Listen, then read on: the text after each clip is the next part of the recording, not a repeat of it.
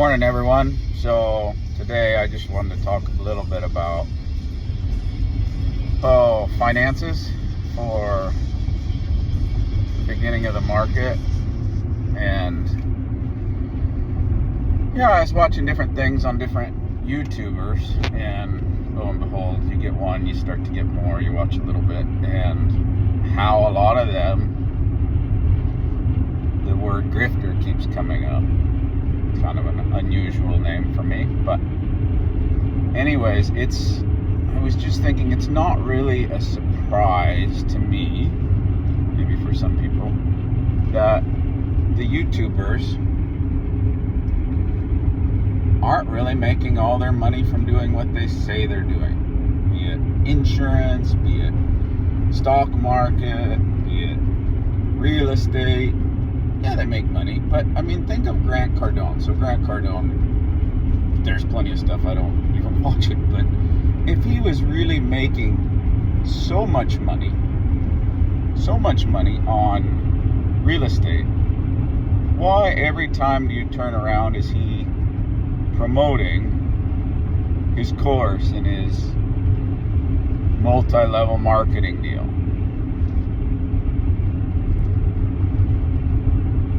Why, if all these people are doing so well, do they not just do what they're doing so well at and do more of it? Why waste time doing YouTube videos? Why waste time doing all that stuff and giving seminars? Because they make more money taking your money. And making money is not so glamorous. Making money, yes, everybody gets lucky, everybody finds that thing, and I think a lot of us out there are like, oh, I knew it. I should have done this, and I should have bought that one. But it never sticks into our head the should-haves that failed. Like, I don't know, like Enron was one of those big things. I wasn't into Enron, don't understand computers anyway, so. But Tesla I did see coming, but I was afraid to risk it. I didn't think that the big three, GM, Ford, Chrysler, would ever allow market share for an electric car company.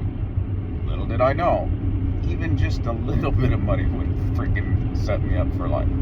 So there's always those things where, yeah, we had a gut feeling and we didn't do it. And maybe if I had just done a little bit, not really anything, but it's hard to say back then because, I watched a thing the other day on, it's fine if you only have $5,000. Then it's really a huge hit to lose 30%. And this other fella was saying, well, it's a bigger hit if you have 5 million to lose 30%. But I would argue, yes, it's way more. Losing $1.5 million is serious money, but you still have plenty of money to be comfortable with. And when you only have 5,000 invested, you don't have money a lot of times if you've lost it to be comfortable, and it hurts and it makes your heart sink, because that is really your blood, sweat, and tears. But that's the hard part in the beginning, is that slow and steady getting through some of those tough years and waiting just a few years and expanding out. If you can, when it's down, it is over the long term easier to say, dang, I should put money in. It's the things that I love, that I know are going to do good, are on sale. Everything says. That's a no-brainer. And our material life, shopping, we do that a lot. Like, a lot of times, ooh, it's 50% off. Oh, let's wait for Black Friday sales. Ooh, let's wait for the Super Bowl, then this goes on sale. That's TV's time. So it's easy to see that and wait and be patient when it's stuff we're going to use. But I would argue it's harder to see that vision. And I know it was hard for me. When I started my journey, it was really real estate. I got bucked off a horse. I couldn't see. Turned out it was a gray out and a panic attack. But I blacked out and I was worried. Now, I couldn't do real estate if I couldn't see, but I was always worried if I got hurt and crippled. I started some of the toughest cults that there were to start. And the more money I'd raise my prices, the worse horses I got.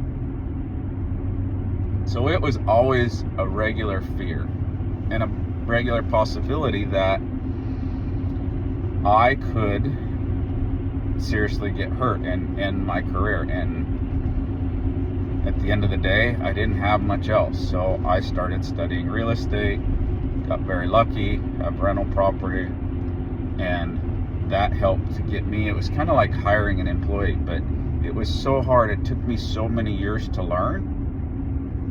I couldn't just hire an employee. And yeah, I probably could have hired someone to clean stalls, but I used that time in my training. I used some of that peace time for myself. So that time would have bought me other time where I could have made more money.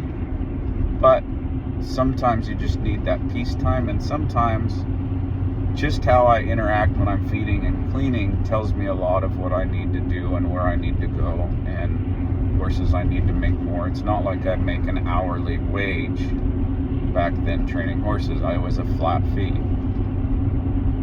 And it was my goal to get my clients a good horse, and it was my goal to become more one with that horse and turn people on to horsemanship. So I definitely didn't want to have that horse going back where they weren't happy. A lot of my clients I always treated like family members. You know, I still think highly of all of my great clients over the years. Usually I'm just their horse trainer, but slow and steady, you build a portfolio. Now, it's not grand, but it did help us to get through when my wife was in the hospital and recovering for months on end, and I had to spend a lot of time helping her in bed and all hours of the night, taking care of her and hoping that she lived. Very little sleep. And it helped for other things, but I'm not here to sell you a big course. I'm not here to woohoo. Would it be great if I got extra money from YouTube? Yes. What would I do with it? I would probably put it into investing in something. Probably not the videos. I'm not a video guy. Yeah, you guys know that. But I would invest it in something. That's a little something. And the more of these little small streams you can get and reinvest, it can become like a snowball. And so for most people, I know we went over a stock report, but most people are better off just putting it in an index fund. But when you see those plays, when you see those things that you believe in, put a little bit of money in it. You know, what's an extra soda to you? Put that in. Extra meal. You know, I have different buckets.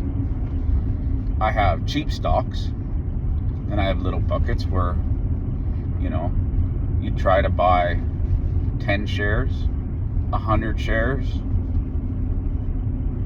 Never haven't got to the 1,000 shares in anything yet, but I see little opportunities. Same thing.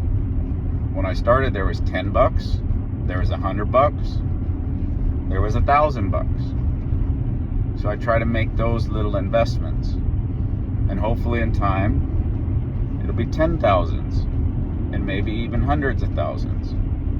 That's the goal.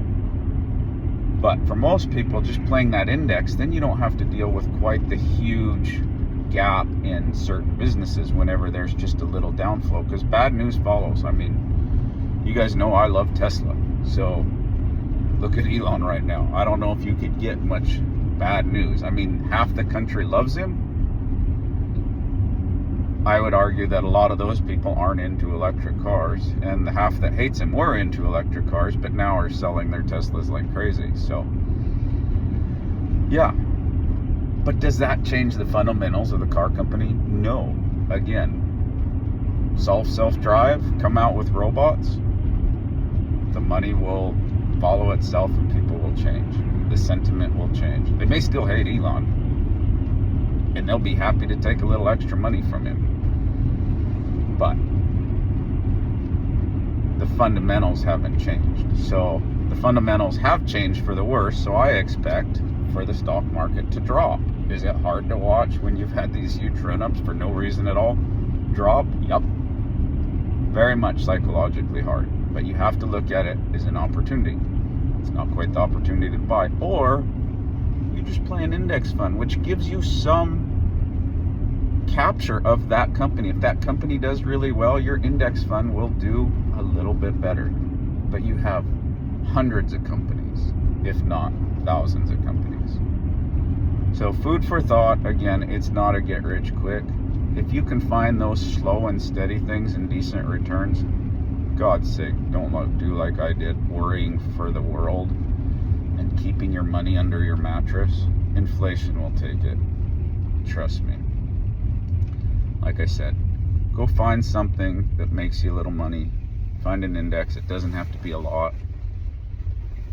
And number one, take care of your finances. Get out of debt. I mean, if you're making 10% in the stock market, but you're paying 20% on your credit card, you're nuts.